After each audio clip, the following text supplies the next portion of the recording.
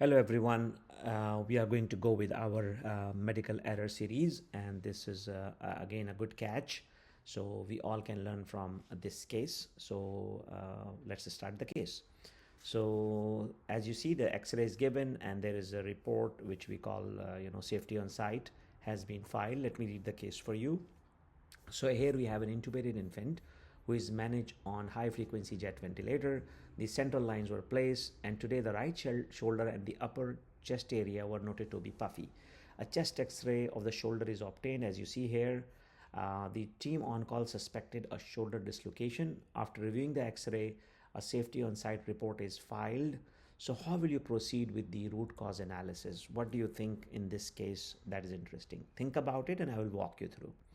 So there are two things you have to, do. First is, of course, is the swelling due to dislocation? First of all, how common is having a shoulder dislocation in a premature baby who is lying in the bed? It's very less likely. So that's why this is probably not the right direction to go. But again, in medicine, there is never, you should say, never say never. It could be a possibility. Again, something might have happened in delivery, but it's very less likely. And also the other thing is there is upper chest area that was also puffy. So if shoulder dislocation, you should have pain and deformity, but not like the upper chest should be puffy. So that is one clue there.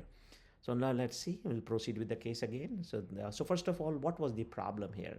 Which category you think this falls into patient safety report?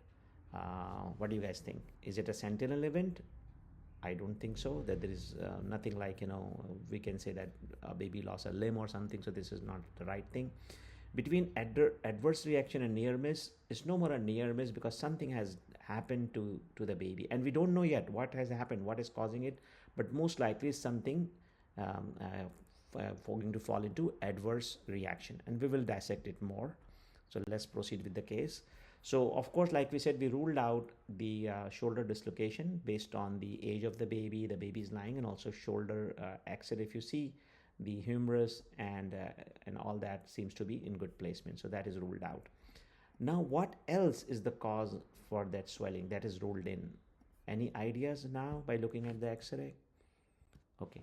The idea is if you see this line, I know this is not very visible on the small X-ray, but the PICC line, which is the percutaneous inserted catheter, is stopping here.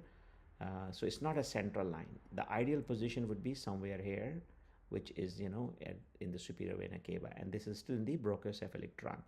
So this is not a central line. This should be treated at peripheral. Unfortunately, the TPN, which is the total parental nutrition written, is still have the osmolality slightly on the higher side, but not like above 1000. Ideally, we want it to be 900, but it's slightly high, and this was not checked as a peripheral line. There's a drop down menu, and you should select it as a peripheral line for the pharmacy, because that way they can question the osmolality. And in this case, we noted that it was not highlighted because the osmolality was based on the central catheter. Another teaching point. So anyway, let's proceed with the case and see what or how we can do the root cause analysis. So basically, we noted here the starting point is the right shoulder and upper chest of a preterm infant has swelling or puffiness. So why the swelling? We realized that this was because of the TPN leak. So why the TPN leaked here? Because the PICC line was not central, as you guys noticed in the previous X-ray. And why it was not picked? Because we overlook the X-ray. A premature baby, when you do the X-ray, we overlook because we look at the ET tube, we look at the UAC, we look at the lung, and I'm not like saying that we should not look at the PICC line, but again, it was overlooked. And the other problem is that many centers don't have pediatric radiologists, and report get delayed because it's a computerized system. Sometimes the priority at the radiologist end is different than us, and the NICU provider are not like greatly trained in reading through all the radiological reports. So it's always good to have an official radiology report, and this was not readily available at that time, and it was overlooked. So whenever you have a problem, always ask 5 whys as listed here to come to the root cause. So here finally we realized that this was because of the PICC line that was not centrally placed, and that has unfortunately ended up causing the leak. So we sorted out this. Now the other thing we have to do is we always have to act on it. So our action should be based on the mitigation. And the mitigation we do will follow the reverse pyramid.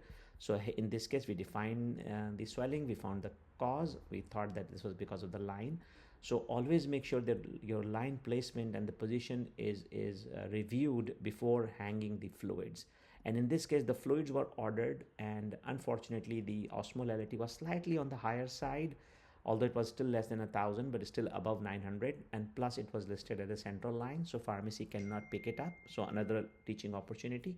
And of course, we have to do the practice training and inspection. So this is a case where you guys can learn that how it's very important to make sure your line placement is good. And if you have a problem, always look at the process. Don't try to blame the person. Unfortunately, what happened, whenever a complication happened, the first question people ask, oh, who was on call, who did that? That should not be the approach.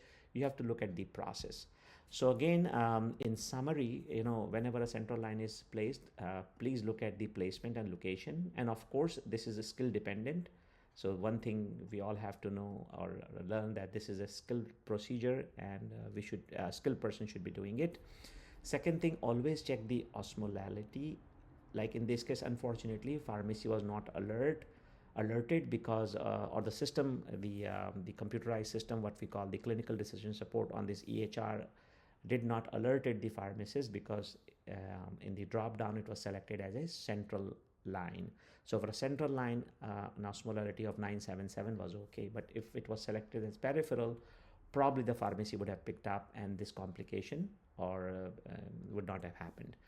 The other thing is the reporting delay, and again, this is staffing. And like I said, radiologists are really busy people, and getting a pediatric radiologist in certain centers is not easy to get. And reading premature x-ray is an expertise, really. So that is another thing we can learn from this case, to have the adequate staffing. So I hope you guys have enjoyed the video. Please do like and subscribe to our channel, and you guys have a wonderful day. Bye.